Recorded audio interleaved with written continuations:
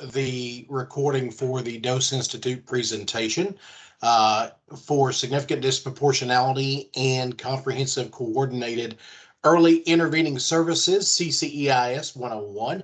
I am Jared Sloan with the Office of Special Education and Early Learning at the Kentucky Department of Education. So I want to thank you for taking the time to join me for this session. Hopefully it will be informative. If you should have questions beyond this recording, please feel free to reach out to me at Jared, Jarrod Sloan, Slone, at education.ky.gov. So we're going to be talking about significant disproportionality today and how that can lead to a requirement for your district to implement CCEIS in eventually where that's concerned. So first of all, let's discuss what is significant disproportionality. When we talk about disproportionality, we're talking about comparing one racial subgroup to all other racial subgroups. As you see here on the screen, it's only one measure of educational equity. Please do not confuse this with indicators 4, 9, or 10, which are in essence first cousins to significant disproportionality. So significant dispro occurs when students from a racial group are identified for special education, placed in more restrictive settings, or disciplined at markedly higher rates than their peers. In that case, so again, there are three essential categories, main categories, for which your district may be identified for significant disproportionality. Again, it's identification, placement, and disciplinary practices. We'll get into specifically here in just a few minutes what that actually entails. The federal government considers disproportionality significant when overrepresentation exceeds the threshold defined by each state.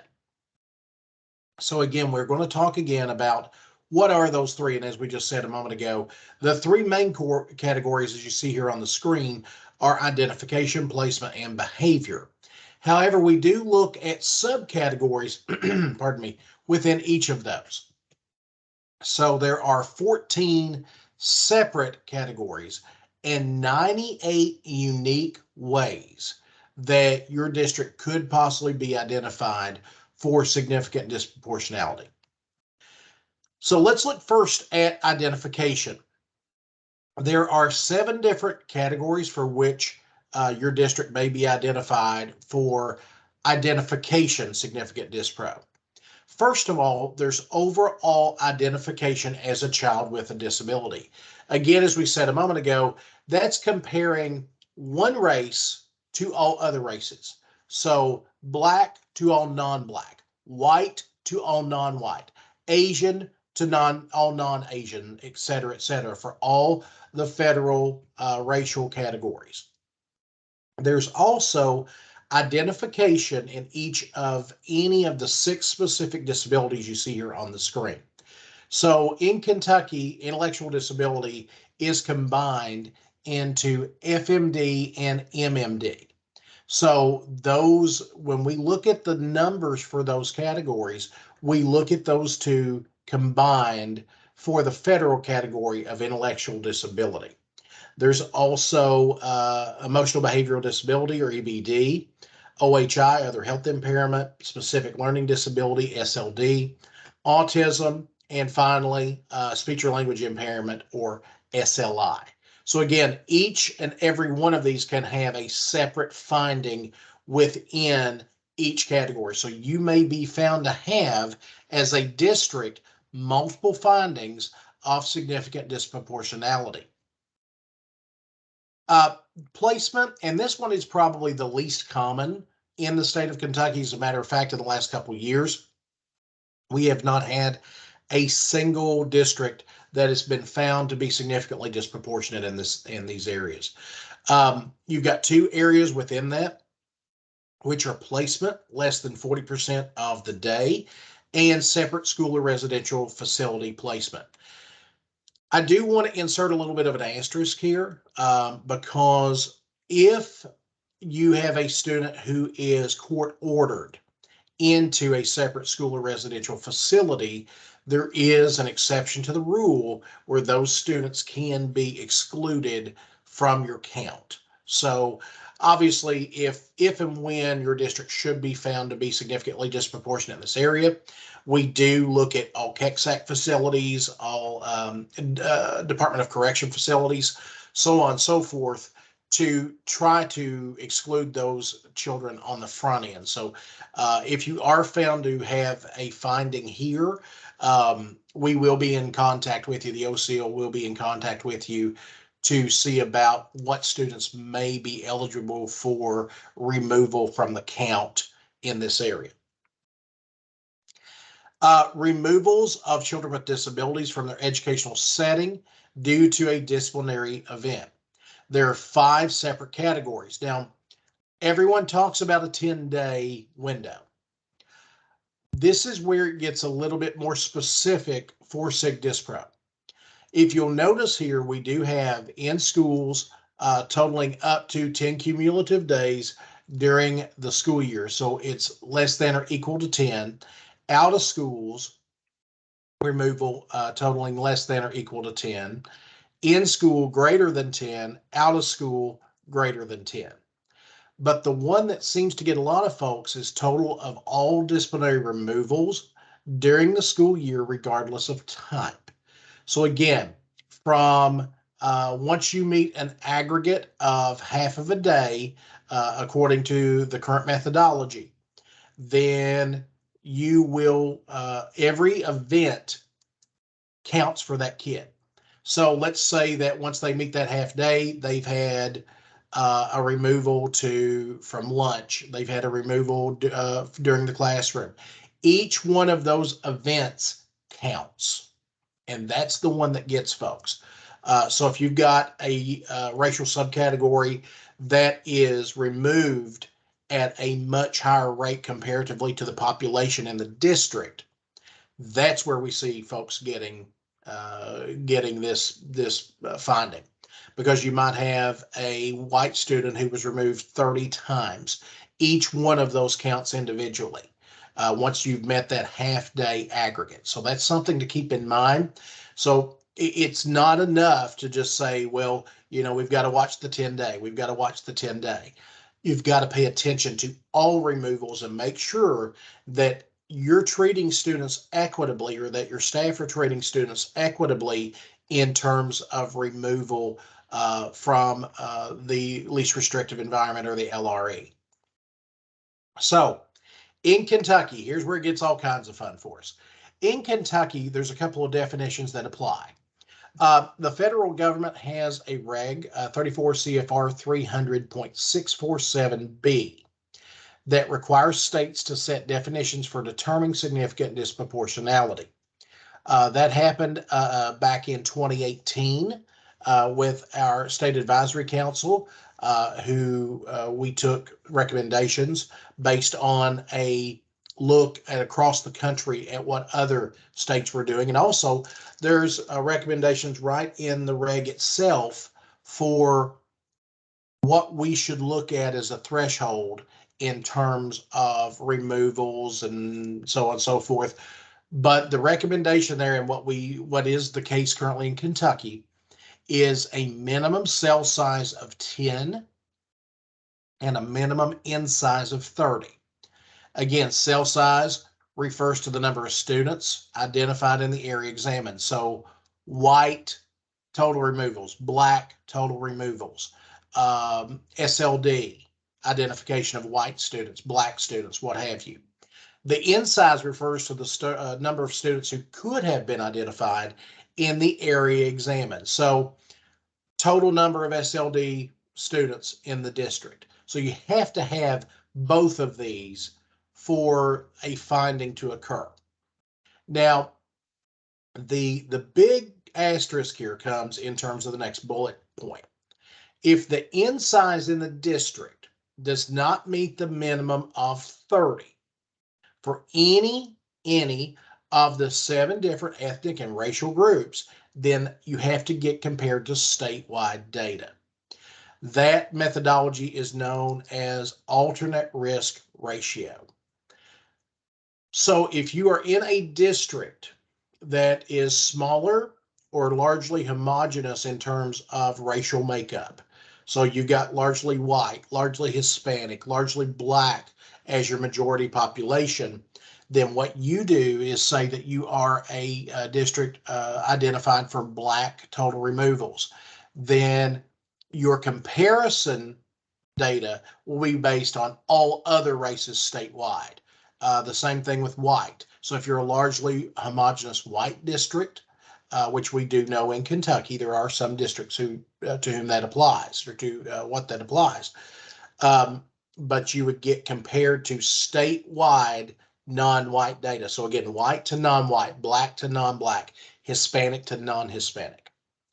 So the risk ratio threshold, when we're doing that comparison either to the data from within your district or comparison to the state, you get compared at a risk ratio threshold minimum of 3.000.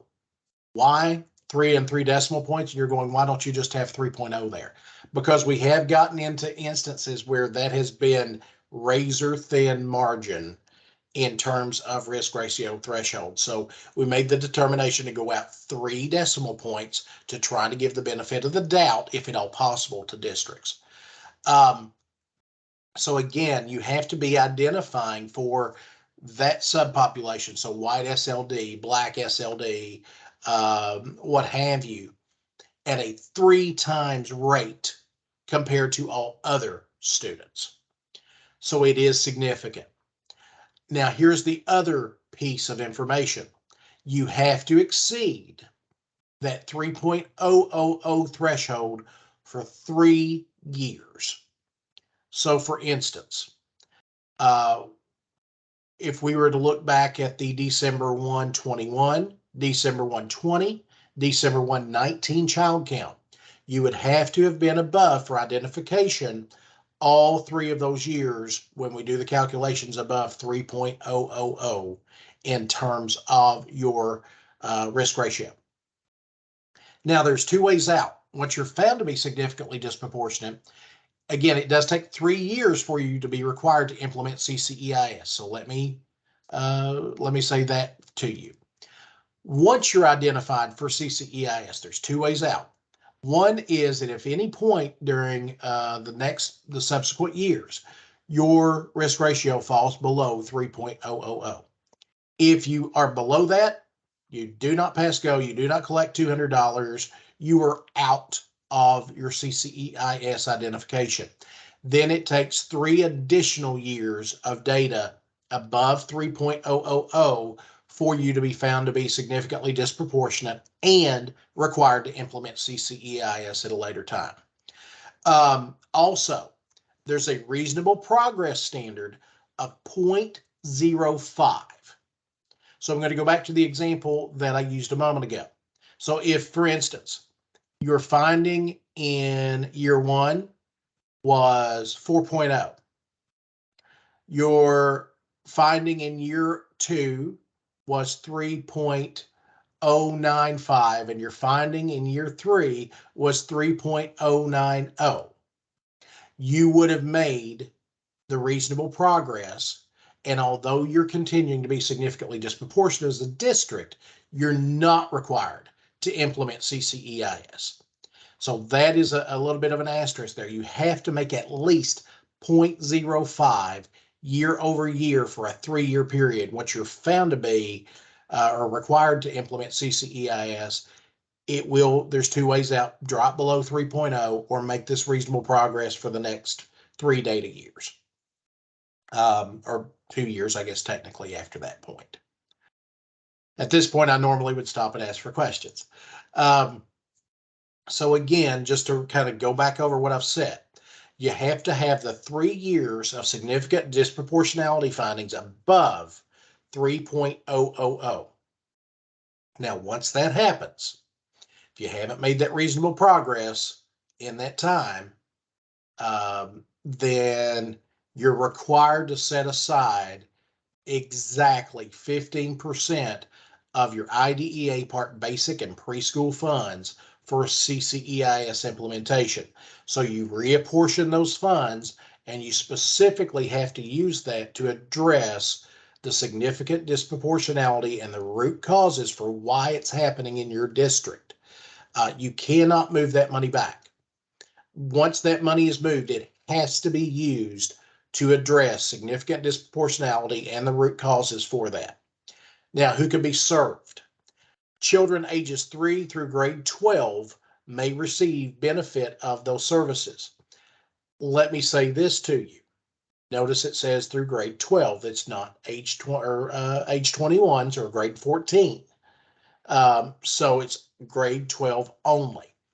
It has to be used to mitigate the root cause. So you're looking at being proactive in terms of what caused the initial identification, or once you have a student who is identified or students who are identified, what are you doing on the back end with policies, practices, and procedures to address the why of why that disproportionality is occurring within your district? You have to use the money for those purposes, and it has to be spent within the federal guideline time. So again, you get your money in July, it has to be spent by September 30, or it has to be encumbered by September 30, 2 years and 3 months, 2 months later, by September 30 of that following year. So if you got the money in 22, by September 30 of 24, all that money has to be obligated, and it has to be spent obviously by the end of that federal report or federal spending requirement period.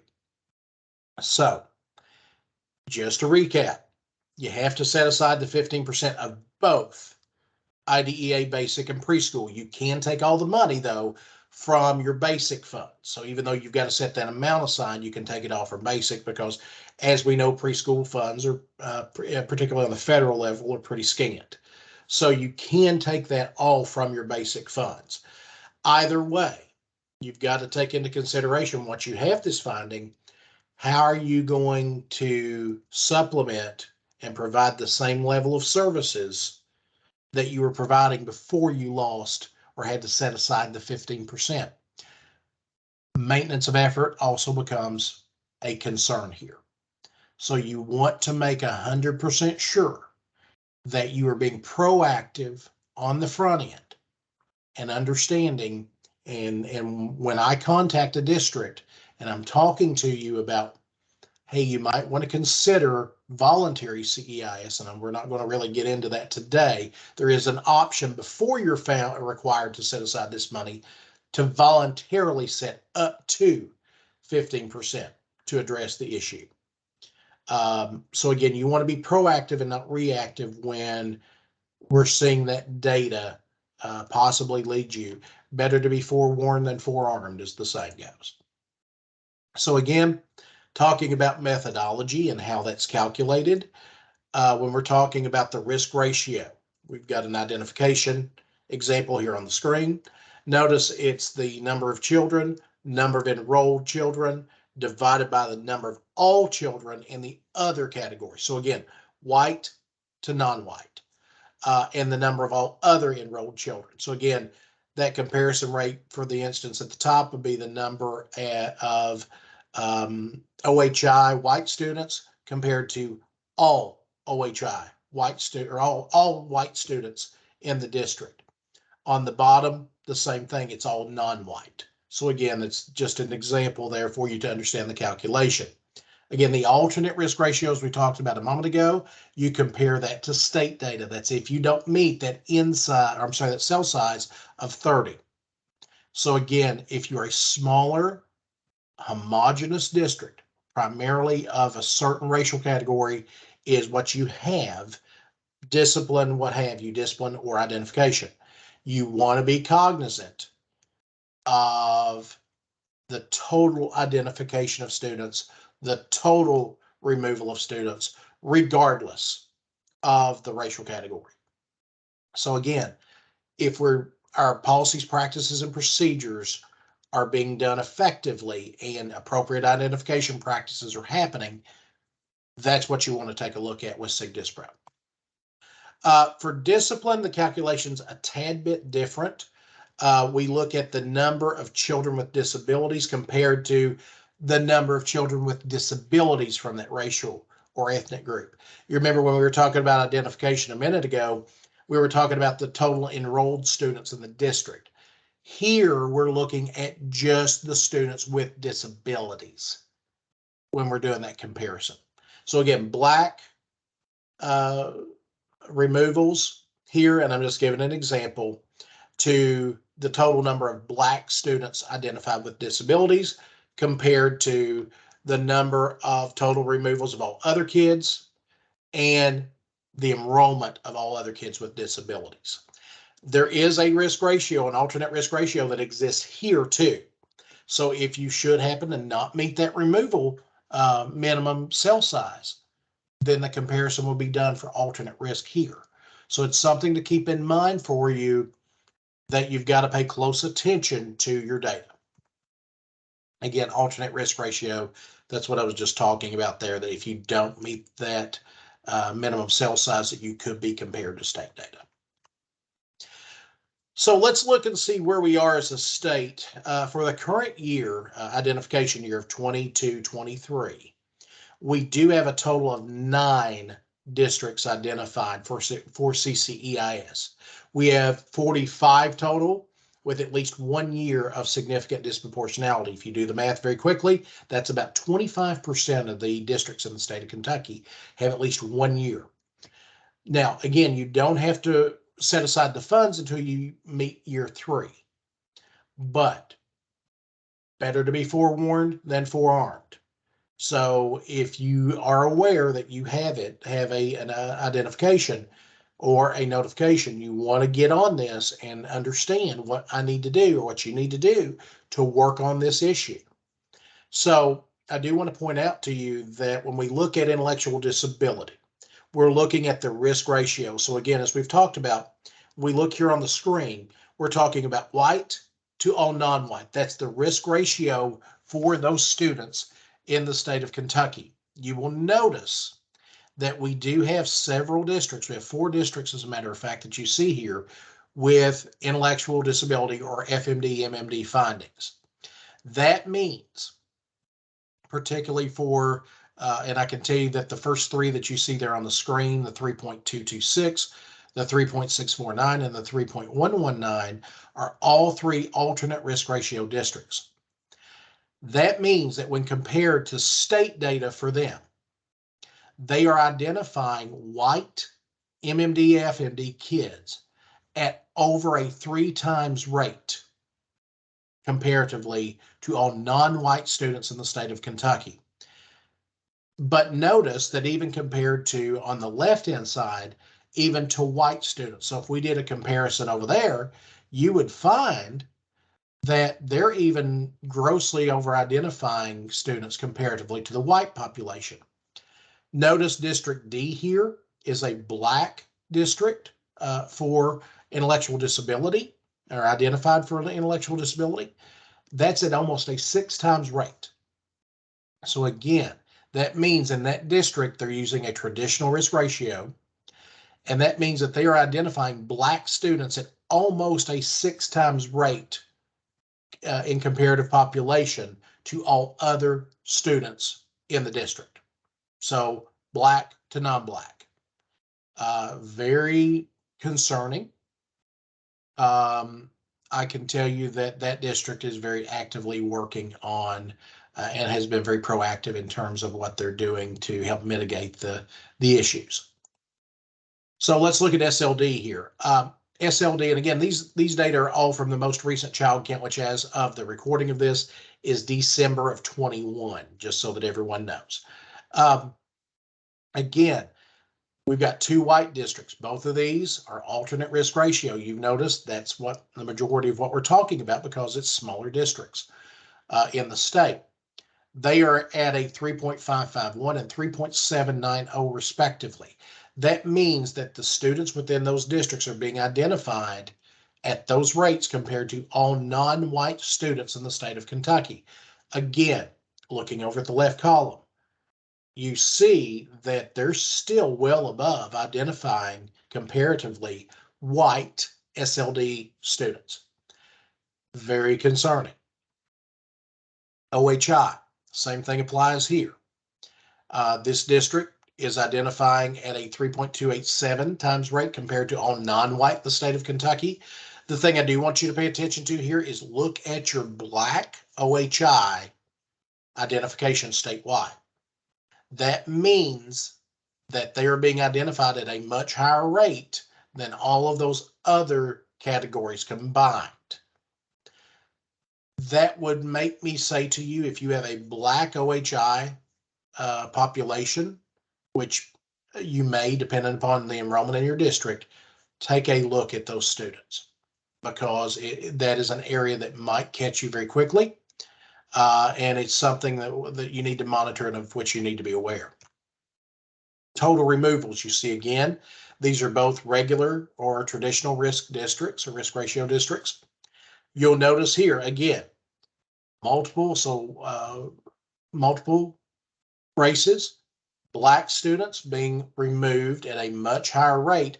Notice that white students, Hispanic, and Asian are being removed at a much lower rate comparatively. So again, that means in those districts that you see there on the far right, that those students are being removed at over a 4 times rate comparatively to all non-white students, or non-black students rather, in those districts. So to over a 4 times rate. That means that there is, if you are a student who is black, for every 1 removal of another, you're being removed at 4.117 times that rate. So when we look at Kentucky, we're about half and half for last year. About half of our districts who are identified this is year 1, by the way, 48% are behavior, 52% identification. I would encourage you, if you have not used the special education dashboard, I've included those links for you. Also to engage with Tableau, to take a look at your local data, and to make sure that you understand what you have available to you in terms of data. Also, the special education data dashboard, again, if you want to pull these data, now the current data dashboard as it stands, as I said here today, has not been updated past the 2020 data. So what I would encourage you to do is compare your district data with CERTAC or co-op and statewide data. So there is a comparison tool in there that you can click on, and it will compare the two for you.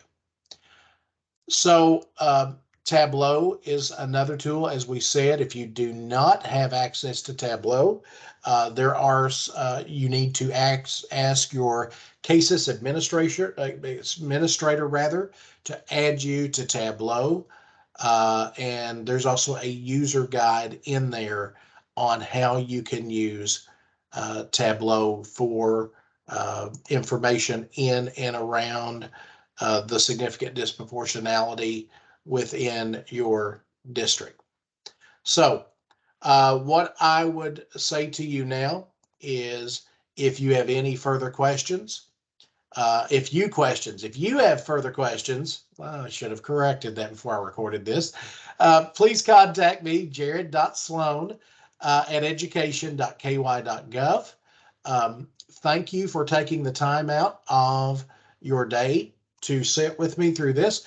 And if you have questions, please feel free to contact me. Thanks, and have a wonderful rest of your day.